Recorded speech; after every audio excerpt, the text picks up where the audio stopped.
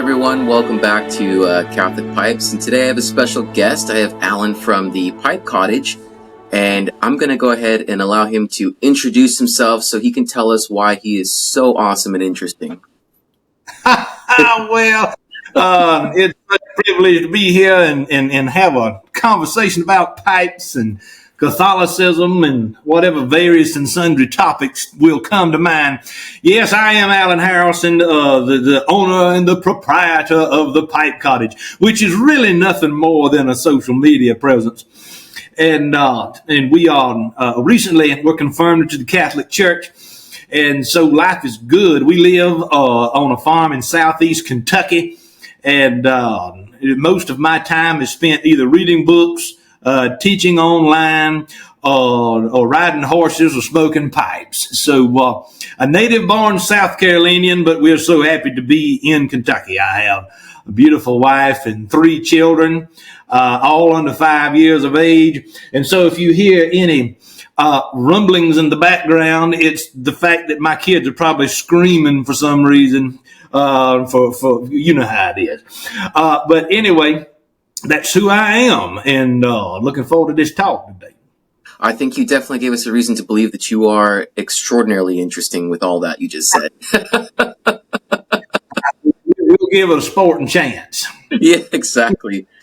That is, so for your day-to-day day job, what do you do normally as your profession? Well, we'll use that term loosely, a day job. I am a member of the graduate history faculty at Liberty University, and so I teach remotely from my home here in Kentucky. And so I spend a lot of time reading master's theses and doctoral dissertations and teaching graduate courses. I don't do very much with the undergrad side of things anymore. But when we decided that God was, in fact, calling us into the Catholic Church, I reached out to the history department and I said, so are y'all going to have a problem with me joining the Catholic Church? Because Jerry Falwell was by no means a Catholic gentleman. And they said, no, that's fine. We have lots. Actually, there are several people who are Catholic who are on the history faculty at Liberty. And it's probably the largest Christian university in the country right now. I don't know whether that's absolutely true, but I'm 95% positive that it is. But anyway, that's what I do as a job. That's my profession. I'm a historian, and that's my profession, to answer that particular question. Now, this is another follow-up to that. So, I mean, history, for most people, it can be exciting. It could be very dry.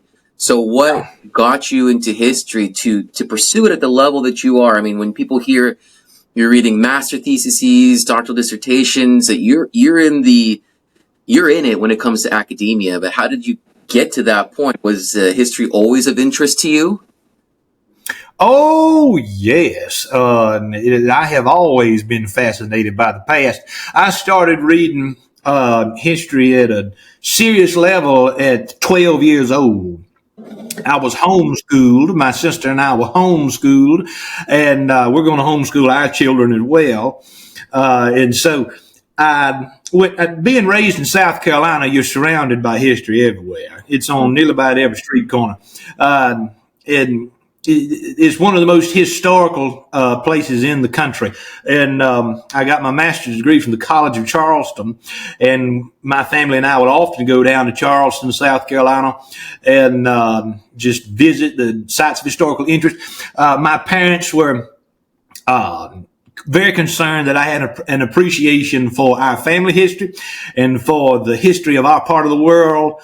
And so it was early on a natural interest. And so I never changed majors. I started as a history major at the University of South Carolina as an undergraduate, and I finished my PhD at Mississippi State about 4 years ago. And so during that entire time, it never occurred to me to change majors. I actually had some friends of mine suggest that I go into law and become an attorney. I said, no, sir, I don't have patience for all those torts and all that stuff. I just don't have the patience to study the law. It's just a marvelous thing I don't see how anybody could go through life without a proper appreciation of the past. You're missing out on a large portion of the human experience when you are ignorant of those people who come before you. And so, I just don't see how it's possible for somebody not to be interested in history. But unfortunately, this country is intensely futuristic. There's not a strong historical consciousness in the United States. Other parts of the world, it put us to shame when it comes to knowledge of the past. I agree with you. And, the interesting part was it's in my own background. So for myself, education-wise, I got up to my grad degree in Catholic theology.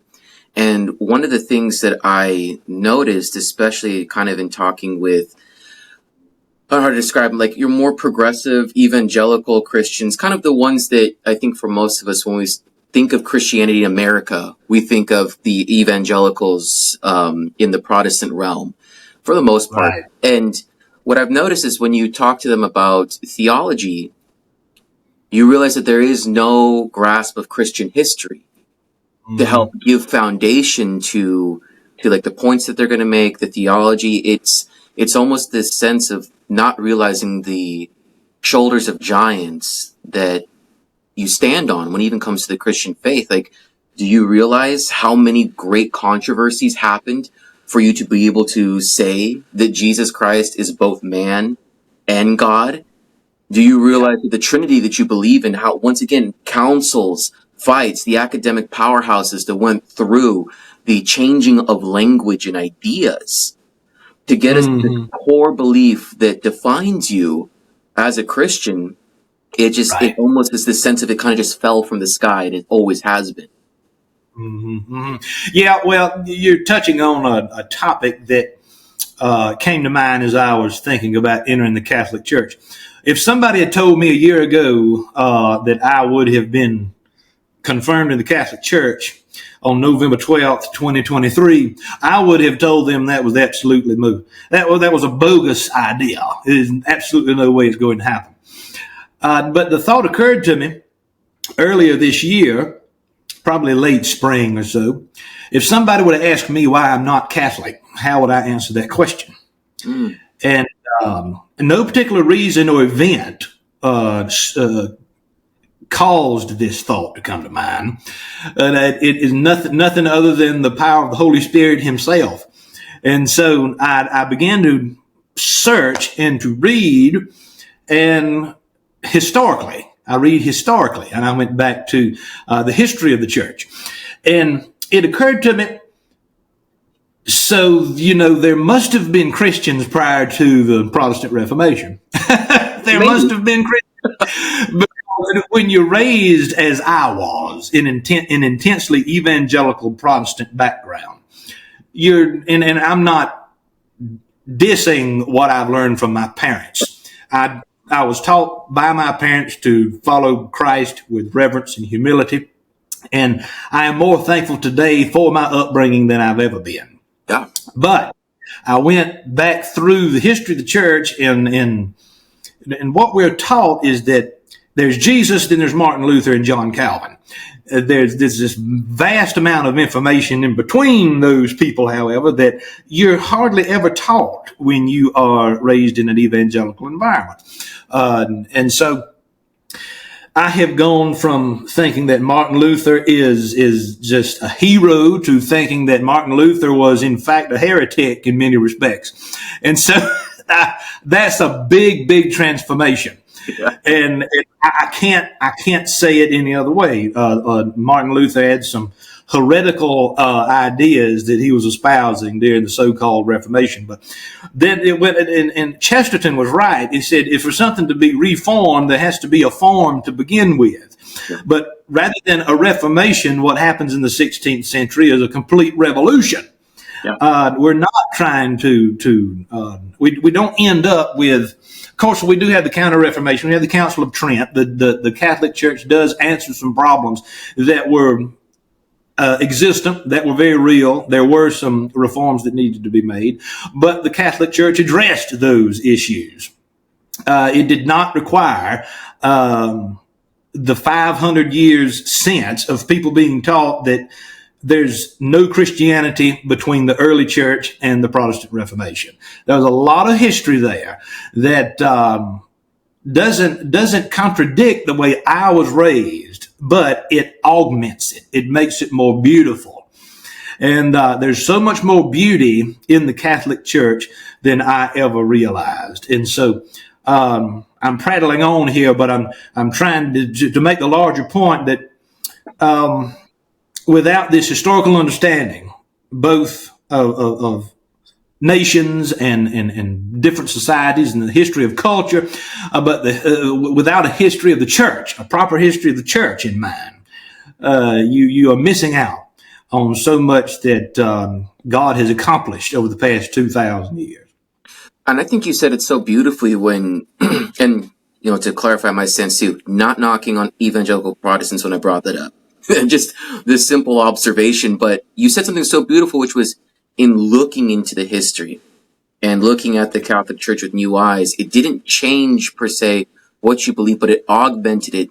And, kind of the common saying of like the fullness of truth, you took what you had and it just blossomed. You got to see it in all the beauty that it was meant to be seen in.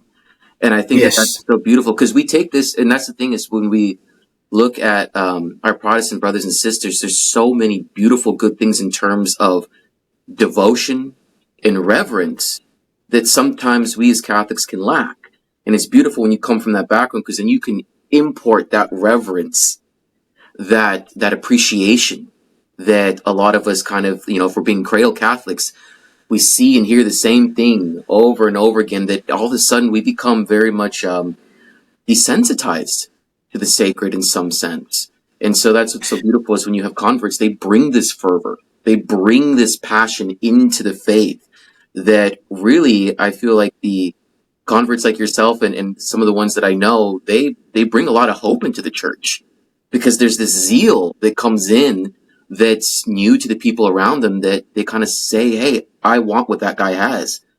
You're passionate about this. Why? And then that faith comes in to be able to share that with the people to help ignite them as well.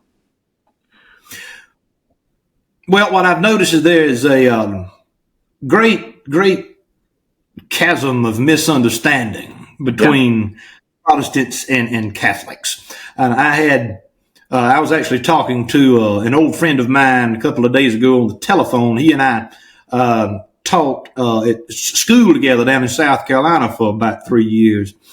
And he wanted to know what was going on. I hadn't talked to him in a while. And I said, well, sir, we have been confirmed in the Catholic Church. And he was not 100% surprised about that. But he said, so it's common knowledge among many Protestants that some Catholics think that if you're not a member of the Catholic Church, then you cannot possibly be in the kingdom of God.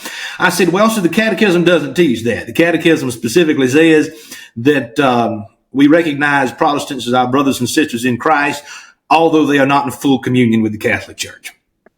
And so there's a lot of misunderstanding involved among Protestants. I mean, my own parents, I think they're pulling back from this a little bit, at least I hope they are.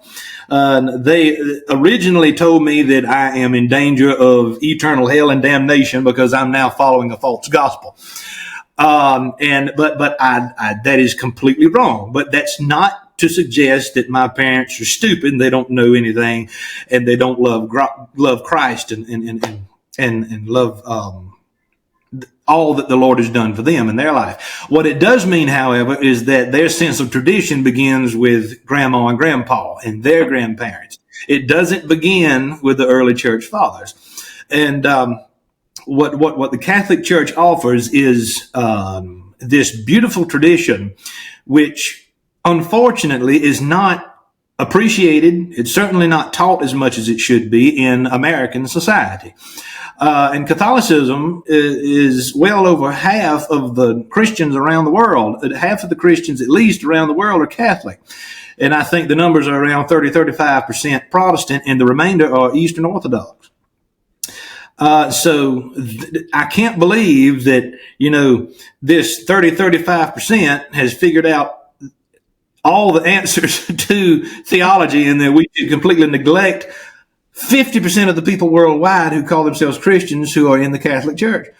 I think there's a revival of sorts happening in the Catholic Church, particularly in the United States. And I think that the United States is one of the largest mission fields in the world right now. It used to be missionaries would come from this country and go to other parts of the world to serve as missionaries. But I sincerely believe that the United States is more in need of the gospel, the power of God, than perhaps any other country. I watched a video the other day about the status of Catholicism in Ireland. Of course, Ireland is historically a Catholic country. Yeah. And what I'm learning is that Catholicism is waning in Ireland. Not probably only 30% of Catholics in Ireland continue to go to Mass regularly. And so there are problems in other parts of the world among people who are, and cultures who are predominantly Catholic. But I'm not there. I'm not in those other places. This is home. This is where I am. And what I'm seeing is that many people are interested in the Catholic Church now, people such as myself who 4 or 5 years ago, even a year ago, would not have entertained this type of conversion. But people are craving tradition. People are craving a better understanding, a more rooted lifestyle. And that includes a more rooted understanding of faith. You can't find that in this strip mall Christianity, which has overtaken this country. The megachurch mentality, the rock and roll concerts that you go to see on Sunday morning at a Protestant service in these megachurches, that's not going to cut it. That's not bringing people into the church. It's the Spirit of God that draws people to the church, not how well the homily is presented, not how well the architecture of the church is presented. It is the Spirit of the Lord. Yeah. And that's just my take on it. But anyway, I want to hear some more about your pipe making history. I know this is the first time you and I have ever really talked at all. I mean, we have corresponded through Instagram Messenger. How long have you been making pipes? Yeah, so taking the turn from faith to pipes. So I've been at this now for about a decade. So so this was actually really So I have very much of an entrepreneurial spirit, and pipes found me really interestingly 10 years ago, a little past that. My old youth minister, when he left to go pursue other things, and I got older, got married, then we became kind of adult friends later on. Went from my youth minister to good friend, and he invited me over to his place, and he said, "Hey, I've got something really special that I want to share with you." I said, "Awesome. I'm ready for this." And so we go into the garage, and he pulls out these really old pipes that he said, I believe, were his wife's grandfather's pipes, and a big old bag of cherry tobacco.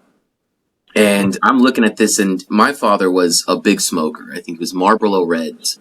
And so tobacco, mostly cigarettes, have always been a part of my upbringing. Running errands with Dad where he's smoking in the car, and then he'll crack the back window to make sure you don't get any smoke, and then he'll tap the cigarette out the window, and then the ash comes right back into your face as you're sitting in the back seat. And so I have a very fond kind of olfactory memories of the smell that were associated with my dad hunting and fishing with him and kind of running errands. And so he quit smoking, so I hadn't smelled that in forever, because after he quit, he was very much a don't smoke, don't be like me, it's bad for you, so that's drilled into my head. So when I see the tobacco and the pipes, that red flag from my childhood is picking up, don't touch it, your dad said not to smoke. And then I remembered, I'm a married man now. I can make my own decisions. I don't need my dad there in my back of my head. So he shows me how to load up the pipe, and the first toke that I take, I remember this. I hadn't smelled, tobacco in quite some time since my dad had quit. And so when that first aroma hit my nose, it was a nostalgia overload. Like every single emotion and feeling that I had with my dad, those fond memories just hit me all at once. So it was just such an emotional overload. And then I I felt a presence in the garage that was very welcoming. And I just remember thinking like, what was that? So I got into pipes from there in terms of collecting. So I would go out to antique stores and I'd be looking. And mind you, at this point, I had no idea about the pipe world, the pipe industry. I thought these were relics of a bygone era of the good times. And so as as I get into collecting, I'm going to antique stores, picking up random ones that I can find, trying to build this little collection. And my grandfather invites me over to his place. And he says, I have a gift for you. And then he lays out these three pipes and he goes, these were your great grandfathers who passed away, my father's father. And I was like, wow. And then once I saw them, it hit me. I think that was my great grandfather when I first smoked a pipe that was kind of saying, welcome to the Brotherhood of the Briar. And so it's been a love affair ever since then. It was just the emotion, the nostalgia. And from there, is when I discovered that people still make pipes. Yeah. It was in the midst of a job loss, and I'm sitting there and I'm really down on myself, lost this job, and I had like $30 left to my name, and I said, what's going to make me feel better is buying a pipe. And so I took that last bit of money to go to eBay to try and find a pipe to help soothe the pain of losing the job. And that's when I saw this pipe it did not fit the older pipes that I had seen. It was very much a freehand, wild-looking pipe with all sorts of colors on it. And I said, that's weird. I thought that, all you could find were just antiques. So it led me to the search, artisan pipes. And from there, I found this video from a pipe-making duo at the time called J&J Pipes. Jared Coles is still a pipe maker and a good friend. He was one of the J's. And I saw this video, and what spoke to me was it was kind of a little bit of a pipe making montage, but it talked about why pipes was so important, that it was meaningful work, that when they make the pipe and it goes out, they know exactly where it's going to that person who, when they take that pipe out, it's going to be at usually significant points in their life, weddings, births, promotions, and this idea that even if it's not the special moment, they're going to sit down and they're going to think. I don't know about you, but I can't smoke a pipe angrily. It soothes me every time. Whenever I get upset or I'm trying to think something over, when I light the pipe, it just slowly I start getting into a much more calmer state of mind. I can think through things. And so to me, I said, that's meaningful work. This is meaningful work, that what I make is going to provide a very valuable service to somebody else, which is contemplation, relaxation, and peace. And so from there, yeah, go ahead. Did you want to say something? You have touched on the reason why a lot of people pick up the pipe. Peace is something that many people are looking for now, and the pipe helps folks from across the spectrum, politically or religiously, wherever they're from. It helps anybody who's a basic human being to simply calm down. So when you are trying to sell your pipes, do you sell these pipes? Do you go to pipe shows and that sort of thing? I do, yeah. So, yes, once I found out about pipes still being made, I went and set up a GoFundMe to kind of put together a shop and some material. And I am so terrible at planning. That is not one of my strong suits. I'm a last minute kind of guy. So I went through and did some basic research on the tools and supplies that I would need. And I spent all that money that I got. I think in total I raised like $4,500. And I pretty much got all the wrong tools and materials that I needed. So then and then I took a little space in my parents' garage to start just tinkering away at this. And eventually led me to my first trade show. So 10 years ago in the springtime, I started making pipes just on my own. Come November, there was the Las Vegas Pipe Show. So I am trying to get pipes done last minute. I have no pipes made. So I'm sitting there in tears at 3 o'clock in the morning in my parents' garage where it's freezing cold, just like, I failed. I said, it doesn't matter. I'm going to go with what I have. And mind you, and I think this is interesting, I would say that I was relatively delusional in terms of the pipe making when I first started, because I'd never actually held a high grade pipe or an artisanal pipe. I've never held one, so I didn't know what the parameters were. I didn't know what it was supposed to feel like, what it was supposed to look like. And so I'm just trying to make pipes based on what I think they should be. So I go to the show and I'm sitting at a table, and there's a couple other really high grade pipe makers there. A gentleman by Jeff Grasick, J. Allen Pipes, Adam Davidson, and then another gentleman named Ernie Markle. And I'm listening to this conversation, just trying to be a fly on the wall, trying to absorb information from these guys that I really admire, that I've been following on Instagram and seeing beautiful work. And Jeff had said, you can tell the difference between a pipe maker who is self-taught and apprenticed. There's always going to be a vast difference. There is no pipe school. You have got to go learn from somebody else who is at a high grade level. Once I heard that, I had a new goal. So then I went to go find a mentor that show.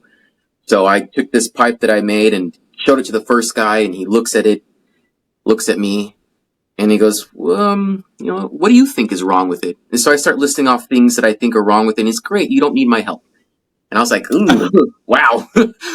So then I keep on going, and then I eventually find one gentleman. His name was John Jensen. He was a pipe maker for about a couple years. He went by the moniker Revs Pipes because he was a rogue, renegade, anarchist Christian pastor. Very weird, odd combination, but that's American Christianity for you. You get everything under the sun.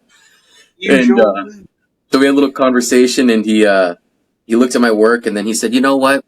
Even though I'm just starting out, I do have the fundamentals, so you can fly out to my place and I'll show you what I know. And I thought, sweet. But he was, just starting out, so I was saying, I wonder if I can snag a high-end guy.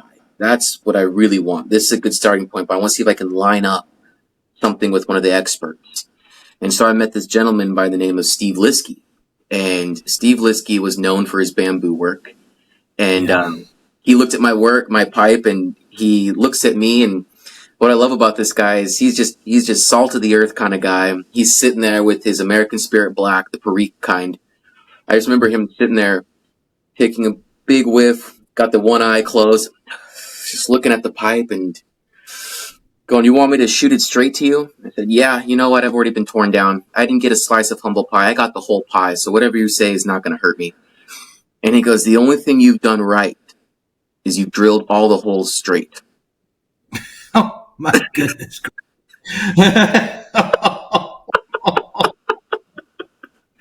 Well, honesty goes a long way. It does. It snapped me out of that delusion that what I was making was good. And so in combination with that rough feedback, I went back to the tables, back to the guys that I really admired, and I took my pipe that I had, and I picked up one of theirs, and I put them together. And I just had to take that moment to just be honest with myself and be like, and say, it's not as good as this, but you need to figure out why. And that was kind of the journey of just kind of figuring out, I got to figure out why this one is so good and this one isn't that great. And so that led me, yeah, go ahead. What are you doing now? Are you marketing pipes? Are you actively manufacturing and marketing pipes? Yeah, so that was 10 years ago, and that led me on a journey of like almost every year for the first 5 years. I was in a different state, learning from a different pipe maker, trying to bring my own skill set up. And throughout the whole entire process, I was selling my pipes through Instagram, Facebook, the regular social media, and you build up a buyer base that's of the collectors, other pipe makers.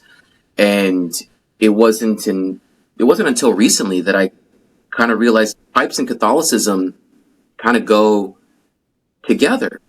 That they're very hand in hand. What was it? Chesterton was the pipe, the pints, and the cross go together. Yeah. Was his quote. Yeah. And so that's when I started thinking, like, how do I merge the two?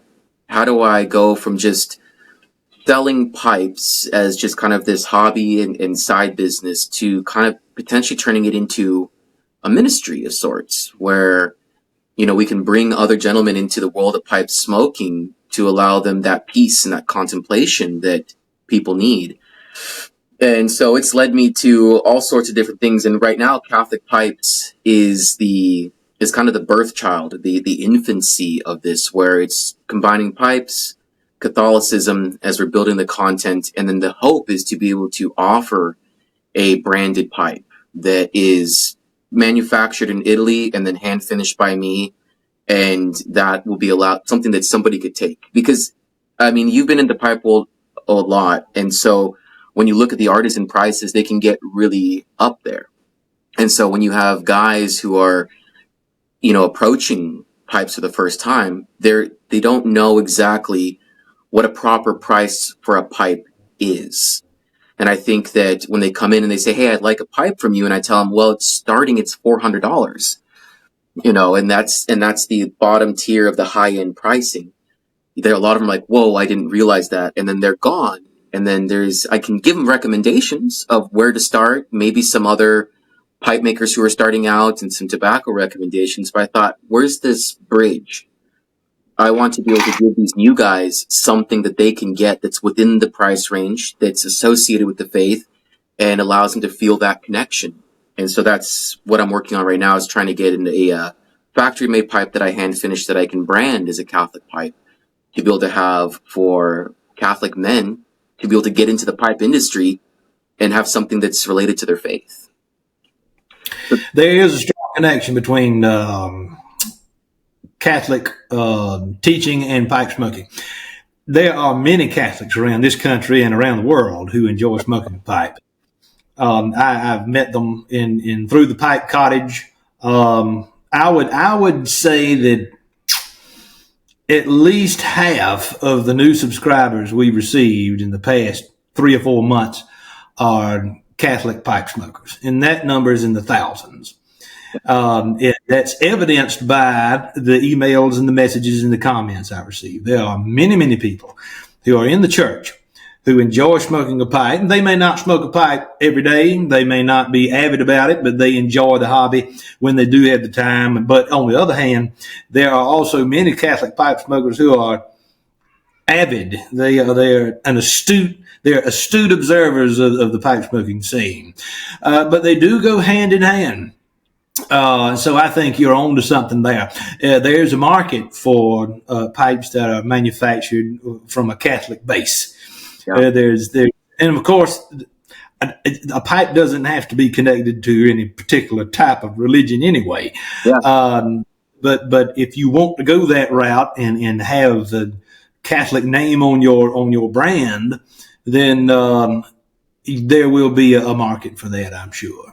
That's what I'm hoping. Yeah, and it's been fun. One of my favorite stories about the faith and pipes was we have a very large Roman Catholic church here in town, and it's the largest in the Archdiocese of Seattle. And so you get a lot of the parochial vicars will come in. So these are the priests who are freshly ordained. They're coming in to kind of be in a big church to kind of get their bearings before they get sent out to their smaller parish. And we had a transitional deacon come by, and he had a great story of where he was to the priesthood, because I had run into him in youth ministry circles, because he was a youth minister for a city that was 30, 40 minutes away, and he eventually got into the seminary, and he was studying at Rome.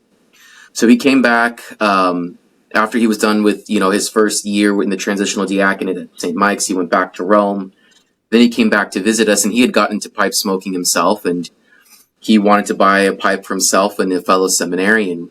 So he bought a couple pipes from me, and a couple weeks later, when he left back to Rome, this was best. So I'm in the bathroom. Sorry for the crudeness, but I was using the restroom, and I have a very strict policy of not answering the phone while I'm using the restroom, just out of courtesy. But this one, I had to break the rule, because a call comes in. The caller ID says Vatican City, and I had to wipe my eyes for a second, like, oh my gosh, I'm in a lot of trouble. The Vatican's calling. And so I pick it up, and it was the seminarian that he had given the pipe to. He was calling from the Vatican to say, "Hey, I just want to touch base with you and say thanks for the pipe and talk pipes with you." And one of the cool little Catholic pipe party tricks, or little party knowledge, you would say, that always is interesting, is when you get to tell them that, hey, the favorite tobaccos for J.R. Tolkien and C.S. Lewis are still in production, with the Three Nuns from J.R. Tolkien, and then Capstan Blue from, I can't remember who the maker of that one is, but Both of them are Virginia. One's Virginia based, and the other one's Virginia Perique, and they still make them in production. And I had told Father Calvin Robinson, the Anglican priest now, I had made a pipe for him, and I had told him this little bit. And he thought that was so cool. And the next picture he posted was, I'm ready to go out with the smoking with some friends, and he had the pipe I made for him, and then a pouch of 3 nuns next to it. So it was cool to see that and see other Catholics when they get to know that, yeah, those 2 prolific Catholic authors. Of course, C.S. Lewis, people say whether he's Catholic or not, wasn't very particularly specific, but Catholic leaning. They are they're very intrigued by that, and they're both quite delicious tobaccos. Have you ever had the chance of trying either of those? Oh, of course. And I have tried them many, many times. I'm not sure that the original 3 Nuns mixture is the same as what it is now. That blend was perhaps, and there's some argument about this, I think it was perhaps different when Lewis was smoking it. But capstan's probably the same as it was. But when you're dealing with tobacco, you're dealing with an agricultural product. It's kind of like when some years your corn crop's going to be better than others. You're not always going to have the exact same flavor profile from one tin to the next. It depends on the quality of the tobacco leaf being produced at any given time, any given year. And so there is a lot of similarity. Most people are not going to be able to tell a difference between a tin of my mixture 965 that was produced this year and one that was produced last year, because age starts to take control of the tobacco and starts to ferment. But I have a lot of people who are interested in the content that we provide, and they are in the Catholic Church, and they find that pipe smoking provides solace. It provides this peace that you were talking about. But I wanted to ask you about the pipe you're smoking there. Is that one of yours? So this one is actually from Steve Liskey, my first high-grade mentor. He had this laying on the table, and he had a big batch that he was going to send to a retailer in Scandinavia. And I saw this little guy, and I said, I love it. But I said at the time, I was maxed out on everything to get to his house to study with him. So I said, I really love this. And he goes, you know what? Just, you can pay me as you go along. Don't worry. He goes, and I think this is like one of the pipe making kind of lore. When you see Harry Potter, when the wand picks you, there's almost kind of the same thing with the pipe. As you sit there at a table or wherever you are and you see someone looking at a pipe, you kind of feel that there's a connection that person's having with it. And sometimes you do want to make a deal or do what you can to make sure they can have it, because you almost have a relationship with the pipe. Like you're picking up a friend in some sense. And so he saw that. He saw that I connected with this pipe a lot. And he was like, I want you to leave with it. He goes, I don't need the payment right now. Pay me as you go. And so this was the first high-grade pipe that entered my collection. And ever since then, I've been collecting pipes based on friendship and mentorship. So I don't have pipes in my collection that don't have a story associated with them. I'm not one to just really kind of pick up a pipe just because I just like the shape. I want to have a connection to the person on the other side. Yes. And so this one has very high significance. This one's about 10 years old. It's still in great condition. He's a good pipe maker, but he taught me how to work with bamboo. And this is one that I'm finishing up for a client right now. Yes, sir. That's a difficult thing to do, is to make that bamboo fit just right. Ooh, I like the rim on that pipe. Mm-hmm. Yeah, you're doing good work. So do you have all the tools you need now? You said you didn't originally get the tools that you needed, but I'm sure you have the tools that are necessary today. Many estate sales and tax returns later, I finally got I got all the equipment that I needed to be in full production. But even now, 10 years later, I still find the need for more tools. That's one of the pitfalls of being a pipe maker, is you end up with an ungodly amount of tools, some of which you use only one time because you thought it was going to be helpful, and then you realize I can do it easier without this. So do you have a shop on your property, which is your pipe making shop? Yeah, I mean, it's in shambles right now, but that doesn't... Is that where you are presently? Yeah, so... Yeah, it's lighting's a little bit bad in here, but we got the air compressor going to the Aha. blasting cabinet, and then it moves on to the Pride and Joy, the lathe. Yes. Oh, All the good. work gets done. This is a nice workhorse. I actually picked this up from a buddy who was a pipe maker for quite a long time, and he unfortunately got a sarcoma. And so he couldn't make pipes or smoke pipes anymore. And so I was able to purchase that off of him. So it's kind of a little bit of a living tradition that, I have his pipe making stuff. So I continue on his pipe making through that tool. The buffing station where we buff, I'll switch this out with the grinding wheel to do all the shaping. And then we have, the bench. This is the workbench over here where we do fine details. So this is stem work, staining, sanding, and then, of course, the beautiful briar. So where do you get your briar? Do you have a particular supplier? Yes, it depends. I mean, as of right now, there is a pipe briar supply is it's not as good as it used to be. And so it's the same thing like you're talking about. It's an agricultural product. So, some harvests are better than others. And the reality, too, is sometimes they don't have the workers to go out there and get the burls. So this is the last that I heard.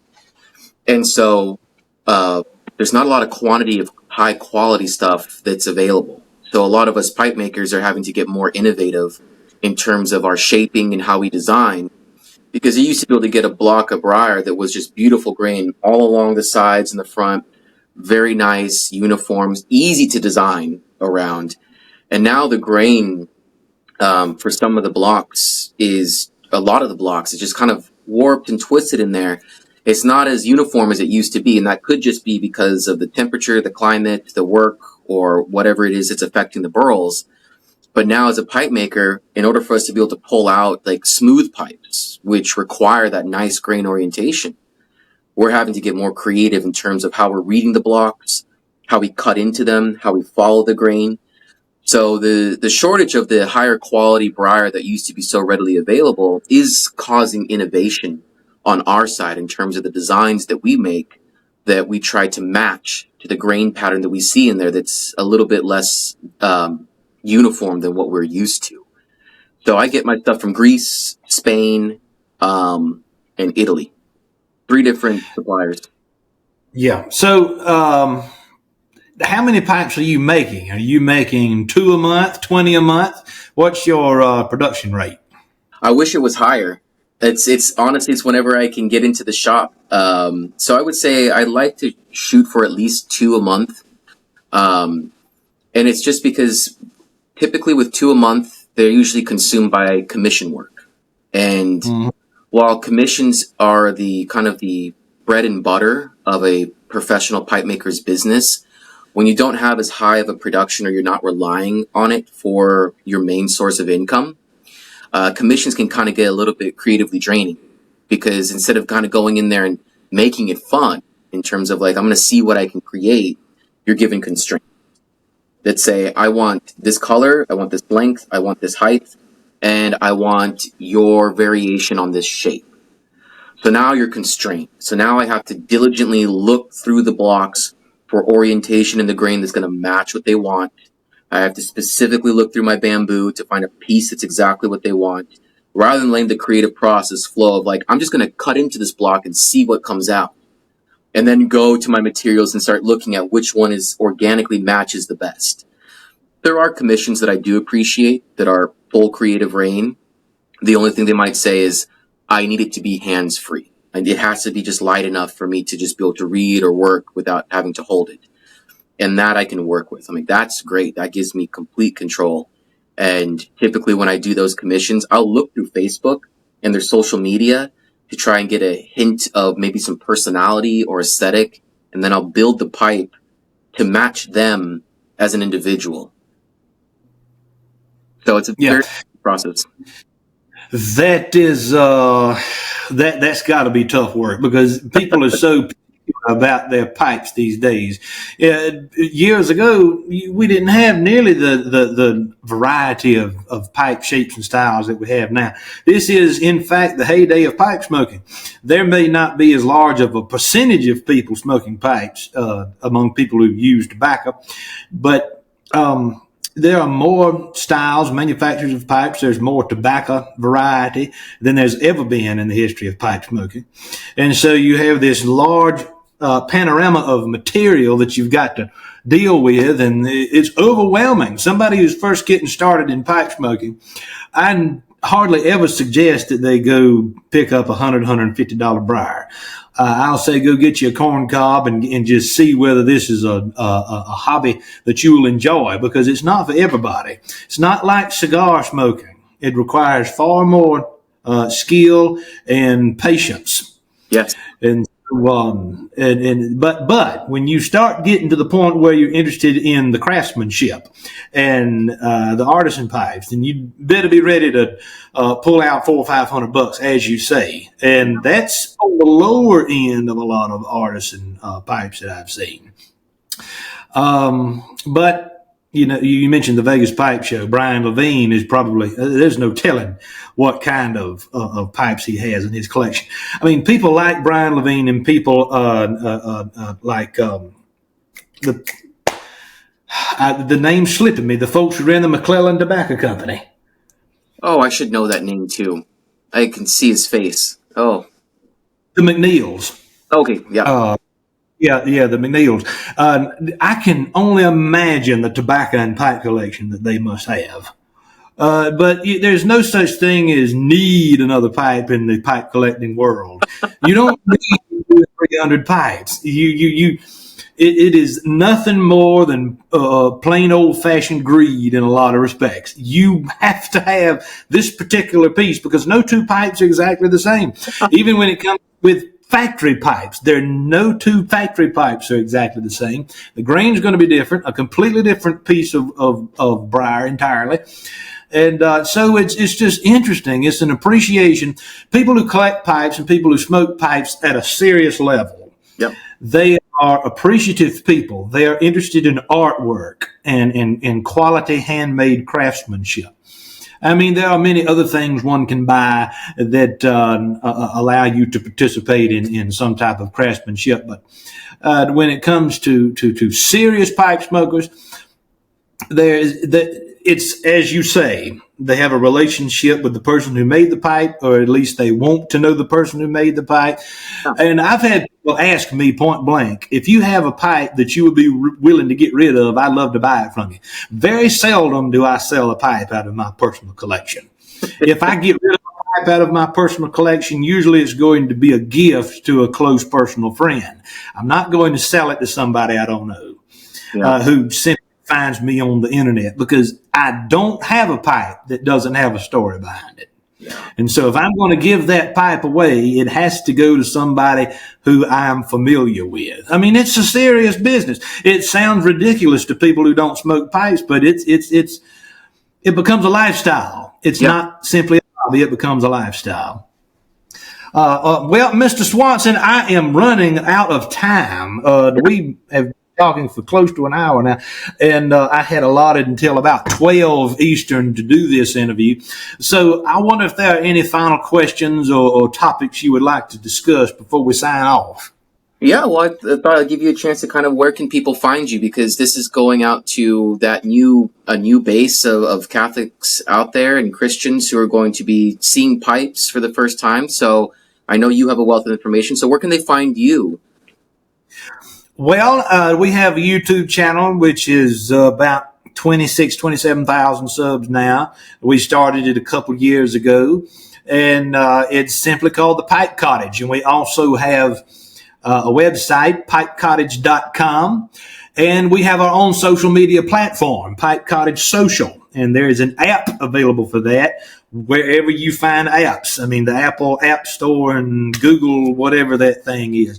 So we have our own app, which is pipe-centric. There's a large amount of Catholics on that social media platform, as a matter of fact.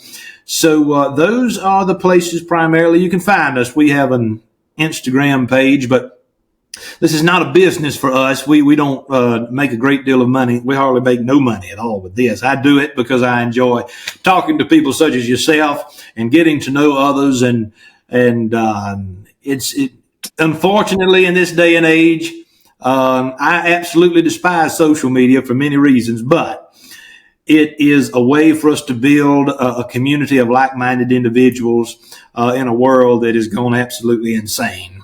I appreciate what social media has to offer, but that's primarily what the Pipe Cottage is.